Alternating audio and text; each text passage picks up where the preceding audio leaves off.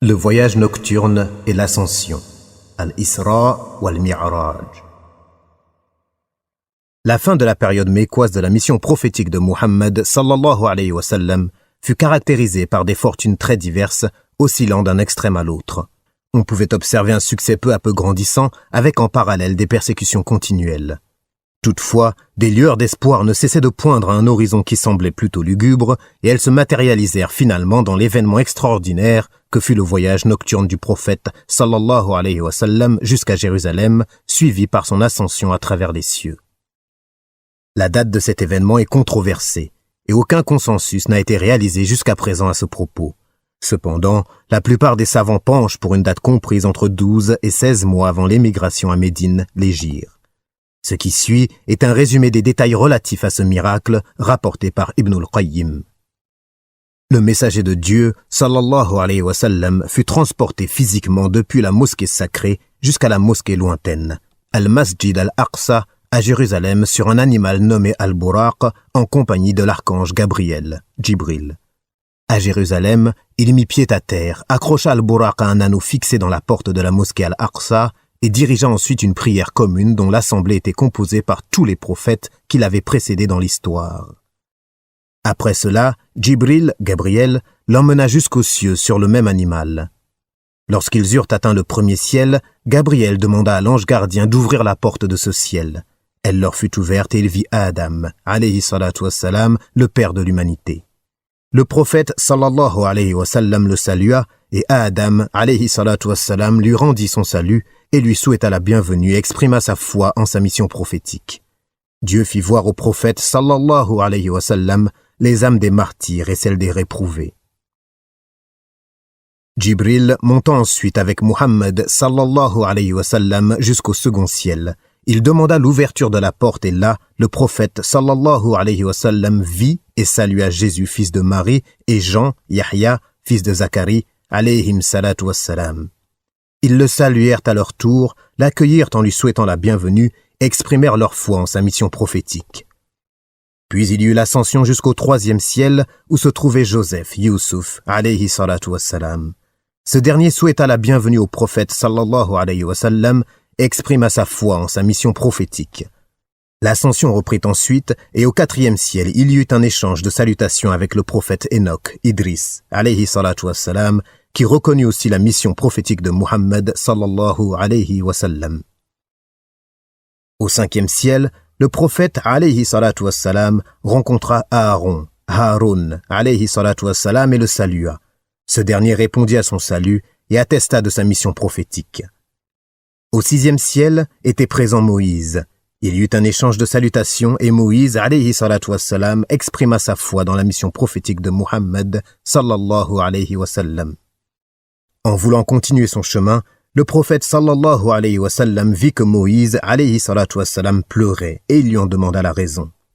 Moïse alayhi salatu wassalam répondit qu'il pleurait pour avoir vu un homme envoyé après lui en tant que messager qui put mener au paradis davantage de gens que lui-même n'avait réussi à le faire.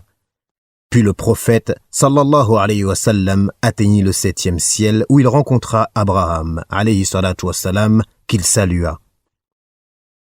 Ce dernier lui rendit également son salut et reconnut sa mission prophétique. Ensuite, il fut emmené au lotus de la limite, Sidratul Muntaha, et il put voir la maison peuplée, Al-Baytul Ma'mour. Elle ressemblait à la Kaaba, la maison sacrée, et 70 000 anges différents y viennent chaque jour effectuer des tours rituels. Il ressentit ensuite une émotion extrême, car il eut la faveur sublime d'être transporté à proximité de Dieu, le majestueux, et d'être ainsi un témoin privilégié de la gloire divine. Là, le Seigneur révéla à son serviteur ce qu'il voulut lui révéler et il lui prescrivit 50 prières quotidiennes. Moïse, alayhi salatu wassalam, s'adressa plus tard ainsi au prophète sallallahu alayhi wa sallam. Tes disciples ne pourront pas accomplir autant de prières. Retourne auprès de ton Seigneur et implore-le pour qu'il en diminue le nombre. Muhammad, alayhi salatu wassalam, se tourna alors vers Gabriel comme pour lui demander conseil. Oui, si tu le souhaites, acquiesça Gabriel, et il remonta avec lui auprès de Dieu, exalté soit-il. Dans une des versions d'Al-Bukhari, l'envoyé de Dieu, sallallahu alayhi wa sallam, demeura sur place. Dieu Tout-Puissant accorda alors une réduction de 10 prières.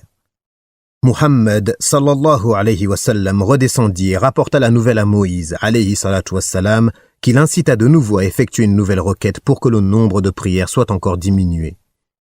Ceci se répéta jusqu'à ce que le nombre des prières fût réduit à 5 seulement. Moïse alayhi salatu wassalam lui suggéra alors d'implorer une ultime réduction, mais le prophète sallallahu alayhi wa sallam dit « Je me sens maintenant tout honteux de demander sans cesse à mon Seigneur de réduire le nombre de prières obligatoires. J'accepte sa décision et je me résigne devant sa volonté. » Lorsque Muhammad sallallahu alayhi wa sallam s'éloigna, il entendit une voix proclamer « Mon décret s'est accompli et j'ai allégé le fardeau de mes serviteurs. » Ibn al-Qayyim a souligné, citant Ibn Taymiyyah, qu'il y a toutefois controverse concernant le fait de savoir si le prophète sallallahu alayhi wa sallam a vu Dieu de ses propres yeux ou non. Ce que l'on peut dire à ce propos, c'est qu'aucun parmi les compagnons du prophète sallallahu alayhi wa sallam n'a dit que l'envoyé de Dieu alayhi salatu wassalam a vu Dieu. Ibn Abbas radiyallahu anhu aurait dit qu'il s'agissait d'une vision absolue. Il aurait dit également que c'était une vision du cœur, les deux avis n'étant pas contradictoires. Ibn al-Qayyim a dit « Cette parole de Dieu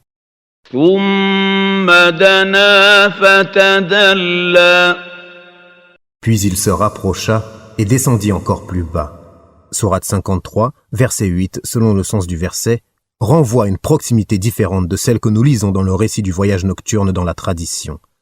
Dans ce verset, le pronom personnel « il » fait référence à l'archange Gabriel et non à Dieu. C'est là l'avis de Aïcha et d'Ibn Mas'ud radiyallahu anhuma. Du reste, c'est ce qu'indique le contexte coranique. Par contre, la proximité dont il est question dans la tradition est bien celle de Dieu. Dans la sourate 53, verset 13-14, il est souligné que l'envoyé de Dieu sallallahu alayhi wa sallam vit l'ange Gabriel près du lotus de la limite. En effet, il le vit 2 fois au cours de sa vie sous sa forme réelle, la première sur terre et la seconde près du lotus de la limite. Dieu est plus savant. Certains faits marquants ont caractérisé le voyage nocturne du prophète alayhi salatu wassalam, parmi lesquels nous mentionnerons ceci. Premièrement, la poitrine du prophète alayhi salatu wassalam fut fendue par Gabriel et son cœur extrait et lavé avec l'eau de la source sacrée de Zamzam à la Mecque. Deuxièmement, dans le même contexte, 2 coupes furent apportées au prophète alayhi salatu wassalam. Il y avait du lait dans l'une tandis que l'autre était remplie de vin. Il eut à choisir l'une d'elles et son choix se porta sur la coupe de lait qu'il but. Gabriel lui dit alors « Tu as été guidé par ta nature primordiale, ta fitra. Si tu avais choisi le vin, ta communauté aurait sombré dans l'égarement. » Il s'agit là d'une parabole pour dire que le bien et le mal furent proposés au prophète alayhi salatu wassalam sous forme de lait et de vin et qu'il choisit instinctivement le bien. Troisièmement, le prophète sallallahu alayhi wa sallam a dit avoir vu au paradis 4 fleuves, 2 apparents, le Nil et l'Euphrate, et 2 cachés. Le Nil et l'Euphrate décrivent symboliquement la région des vallées fertiles où le message de Muhammad sallallahu alayhi wa sallam trouvera un écho favorable. L'islam s'y établira et ses habitants demeureront toujours attachés de façon fervente à cette religion qui sera transmise de génération en génération. Mais cela ne suggère en aucun cas que ces fleuves prennent leur source au paradis. Quatrièmement, le prophète alayhi salatu wassalam put voir Malik, le gardien de l'enfer, dont le visage était sombre et renfrogné. Il aperçut les habitants de l'enfer, parmi lesquels il y avait ceux qui s'appropriaient injustement les biens des orphelins. Ils avaient des bosses comparables à celles des chameaux, ils avalaient des pierres brûlantes qui ressortaient ensuite par leur anus. Il y avait aussi les gens qui mangeaient l'usure, leur ventre était trop gros pour qu'ils puissent se déplacer et ils étaient piétinés par la famille de Pharaon que l'on exposait au feu de l'enfer. Il vit également ceux qui commettaient l'adultère. Ceux-ci se voyaient proposer de la viande grasse et savoureuse, ainsi que de la viande pourrie, mais ils ne prenaient que de cette viande décomposée. Les femmes débouchées, quant à elles, étaient suspendues par leur poitrine. Cinquièmement, le voyage nocturne suscita beaucoup d'émotions parmi les gens et de nombreuses questions furent posées à Muhammad alayhi salatu wassalam par une foule de personnes sceptiques. Il leur dit qu'il avait vu les chameaux des commerçants mécois sur le chemin du retour, puis leur donna même des indications au sujet d'un chameau que les caravaniers avaient égaré. Il leur dit aussi qu'il avait bu de leur eau alors qu'ils étaient profondément endormis. Les mécréants, cependant, trouvèrent là un bon motif pour railler les musulmans et leurs croyances.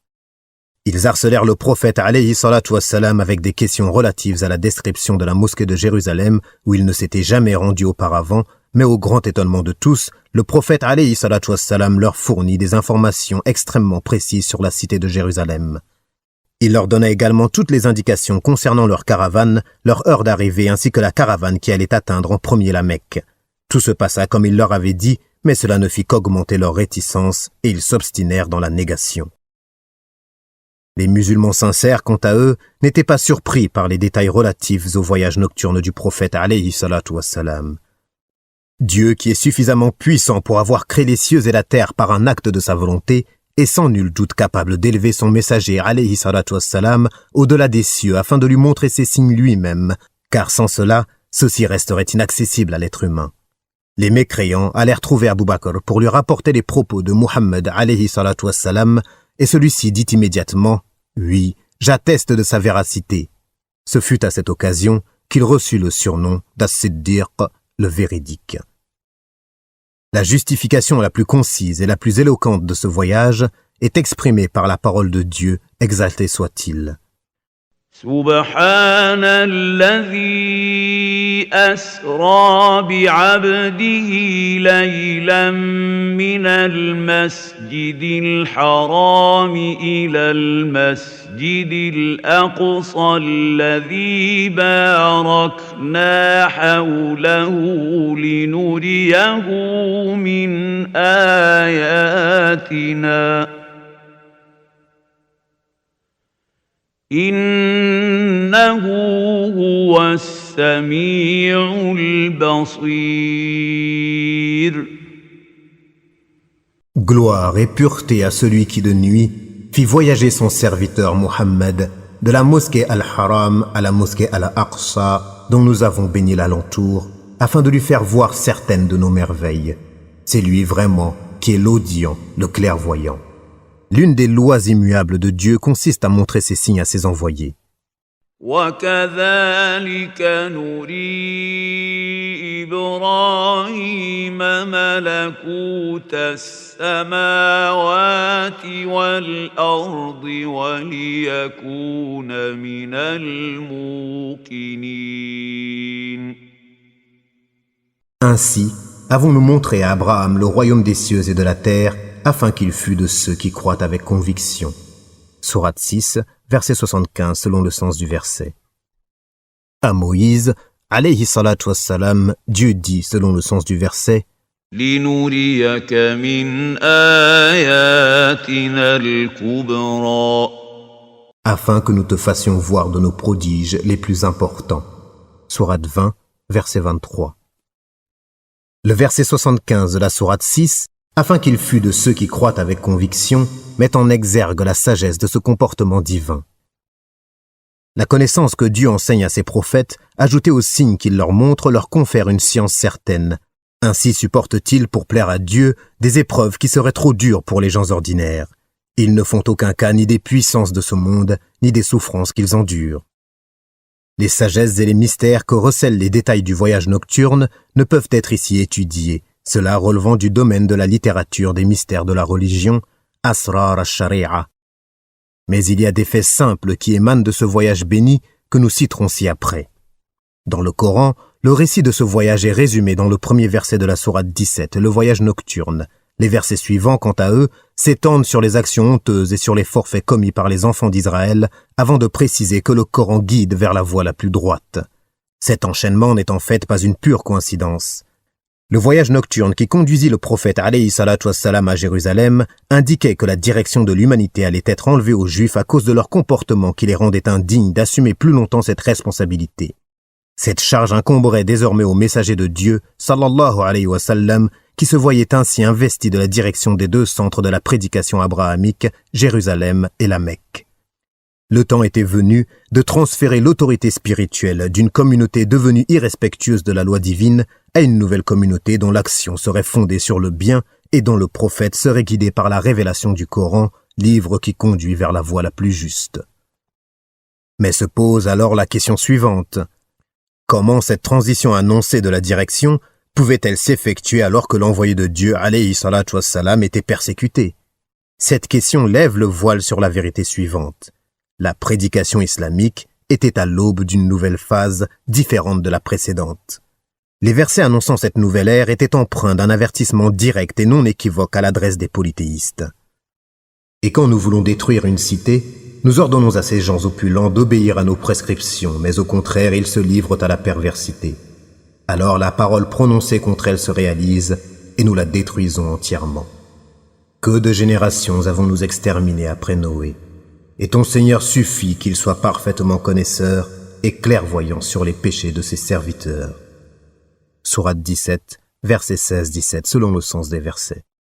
Allant de pair avec ces versets, il y eut d'autres qui établirent les principes de la civilisation sur lesquels les musulmans devaient fonder leur société islamique qui était encore dans les limbes. Tout se passe comme si les musulmans étaient en position de force, dominant la terre et formant une unité conférant la stabilité à la société qui est la leur. En fait, le Coran annonçait à l'envoyé de Dieu sallallahu alayhi wa sallam qu'il allait bientôt trouver un asile sûr, qui serait un centre d'où s'élancerait vers les contrées du monde sa prédication. C'est là un des secrets qui se dégagent du voyage nocturne. C'est pourquoi pensons-nous que cet événement s'est produit avant le premier serment d'Al-Aqaba ou entre les deux serments d'Al-Aqaba, Dieu demeurant le plus savant.